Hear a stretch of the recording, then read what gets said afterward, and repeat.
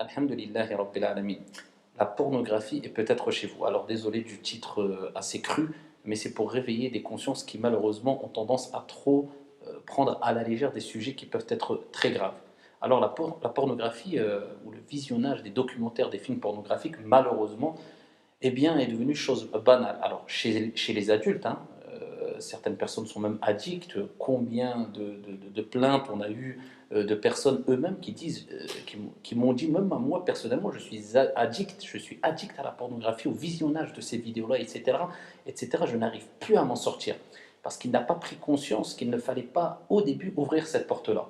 Et il n'a plus ce ressenti que Dieu, son Seigneur Tabaraka wa Ta'ala, c'est lui Ar-Raqib, celui qui surveille, celui qui voit tout, Al-Basir. Et c'est lui aussi notre Seigneur qui est As-Sittir, c'est-à-dire celui qui ne cesse de pardonner, de cacher les défauts. Mais il y a une limite à ne pas dépasser parce qu'un jour vient où Dieu dévoile malheureusement quand la personne persiste. Et notre Seigneur est pardonneur et miséricordieux et il t'incite et il te pousse à te repentir. Mais malheureusement, des gens persistent parce qu'ils ont trop ouvert de portes qu'il ne fallait surtout pas ouvrir.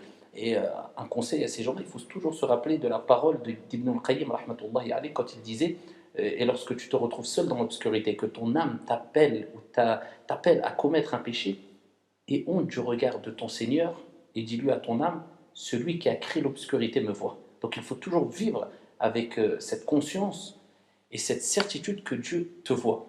Mais ce qui nous attriste encore plus aujourd'hui, c'est que la pornographie, le visionnage des documentaires et vidéos pornographiques ont touché même les plus jeunes. Il y a quelques jours, je voyais dans un documentaire ici un professeur qui a écrit un livre même sur le sujet en rappelant que des enfants même de 11 ans, 12 ans étaient addicts à la pornographie.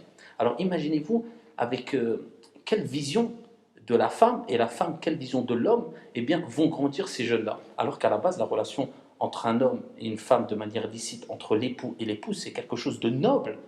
Et ici, il n'y a pas de sujet tabou sur cette question-là. Le prophète en a parlé même dans les détails. Mais à travers ces vidéos mensongères qui montrent une image fausse de la relation ou des relations entre l'homme et la femme, et même, excusez-moi d'être cru, mais des performances de l'homme et de la femme, c'est du mensonge. Eh bien, il s'invente un monde, l'enfant, et dès l'âge de 11 ans, 12 ans. C'est pour ça que je vous dis, il faut vraiment faire attention. Alors quand je dis que la pornographie peut être chez vous, je veux dire quoi par là?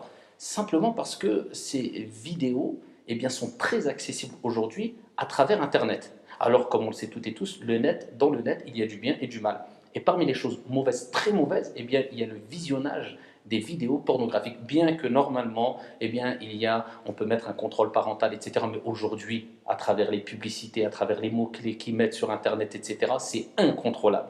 Donc à partir du moment où votre enfant a accès, même s'il a 8 ans, même s'il a 9 ans, à une tablette, à un jeu, à un écran d'ordinateur, avec un accès Internet, sachez qu'il peut tomber facilement sur ce genre de vidéos. Donc si on ne prête pas attention, alors je ne dis pas qu'il ne faut plus que l'enfant ait un accès à Internet ou autre, mais il doit être plus que contrôlé. Alors s'il regarde un dessin animé, c'est une chose, mais il faut savoir que dans le dessin animé, ou à la fin du dessin animé, quelquefois ils mettent des pubs qui renvoient vers une page, qui celle-ci renvoie vers une autre page, qui celle-ci renvoie peut-être vers des vidéos pornographiques. Et imaginez-vous l'impact sur l'enfant s'il voit ce type d'image ou ce genre d'image alors qu'il n'a que 7 ans, ou 8 ans, ou 11 ans, ou 12 ans. Et combien d'enfants, eh bien, ici, ces images-là ont eu un impact dévastatrice.